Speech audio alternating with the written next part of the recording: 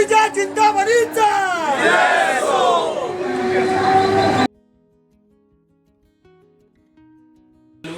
आपला राम जन्मोत्सव 75 वर्ष राम जन्मोत्सवाची साजरा करणारं मुंबईतलं किंवा दक्षिण मुंबईतलं कदाचित आपण एकमेव मंडळ असू. नमस्कार मंडळी, मी प्रवीण घाडी स्वागत करतो तुमचं आजच्या एका नवीन व्हिडिओमध्ये. काल 2026 या नव्या वर्षाचा पहिला रविवार. गेली 40 वर्ष आमच्या चिंचपोकळीतील अष्टविनायक इमारतीतील सर्व मित्रमंडळी टिटवाळ्याच्या गणपतीचं दर्शन घ्यायला जात आहोत. त्यामुळे वर्षाचा पहिला रविवार आणि अष्टविनायक मधील बाळगोपाळांचं टिटवाळा दर्शन हे एक ठरलेलं समीकरणच झालंय.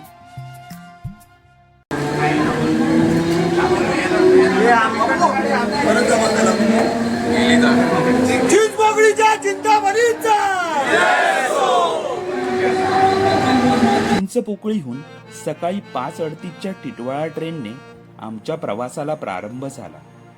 साधारण 7:30 पर्यंत आम्ही तिथे पोहोचलो. सकाळीच लवकर गेल्यामुळे बाप्पाचं मनसोक्त असं दर्शन आम्हाला झालं. कॅमेरा वापरायला बंदी असल्यामुळे आपण त्यांनी दिलेले नियम पाळले. या फलकावरील वेळापत्रक बघून तुम्ही देखील इथे यायचा कार्यक्रम आखू शकता.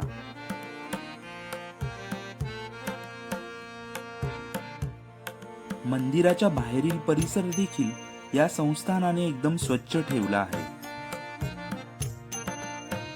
इथूनच थोडं पुढे गेलं की विठ्ठल रुक्मिणी मंदिर दिसतं. 100 वर्ष जुनं हे विठ्ठल मंदिर आहे.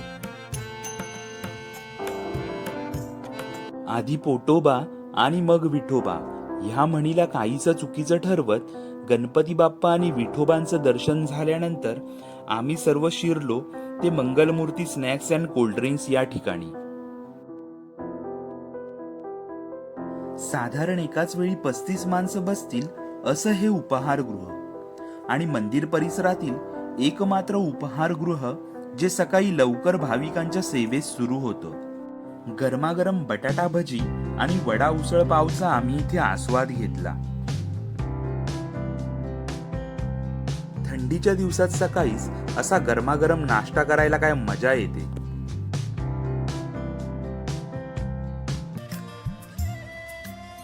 इथे तुम्हाला या व्यतिरिक्त समोसा, मूग भजी, इडली सांबार, मेदू वडा, डोसा असे विविध पदार्थ मिळतील. इथली बटाटा भजी एकदा नक्की ट्राय करा, तुम्हाला आवडेल.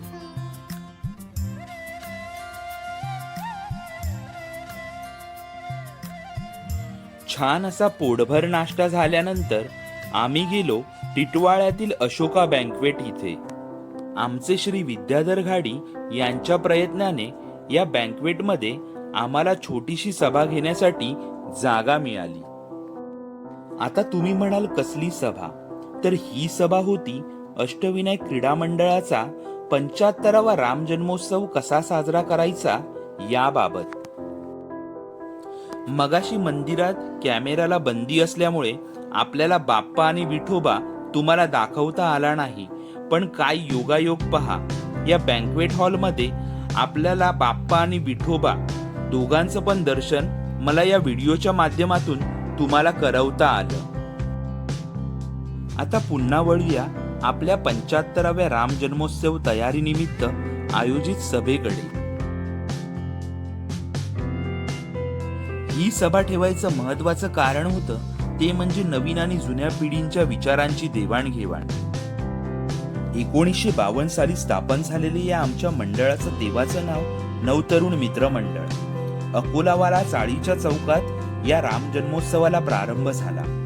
त्यावेळी छोट्या स्वरूपात होणारा या राम जन्मोत्सवात विविध सांस्कृतिक कार्यक्रम म्हणजेच कवायत प्रकार, भजन, इमारतीतील लहान मुलांचे नृत्य या गोष्टींचा समावेश होता. कालांतराने अष्टविनायक क्रीडा मंडळ या नावाने हा राम जन्मोत्सव सोहळा साजरा करण्यात आला. अष्टविनायक क्रीडा मंडळाबद्दल थोडक्यात सांगायचं झालं तर शैक्षणिक, सामाजिक, सांस्कृतिक आणि क्रीडा या चारही गोष्टींमध्ये अग्रेसर असलेलं हे मंडळ.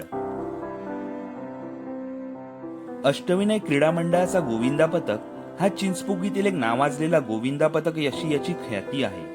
दादर शिवाजी पार्क येथील 7 थराची हंडी त्यावेळी 7व्या थरावर असणाऱ्या गोविंदाने पंजावर उभा राहून फोडली होती. अशा हंड्या आता कमी पाहायला मिळतात. जुन्या पिढीचा अनुभव आणि नवीन पिढीची साथ या संयुक्त विद्यमाने साजरा होणार आहे आमचा हा 75वा राम जन्मोत्सव.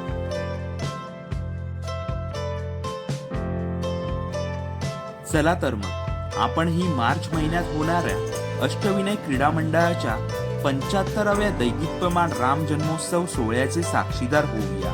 बोला जय श्रीराम. गणपती बाप्पा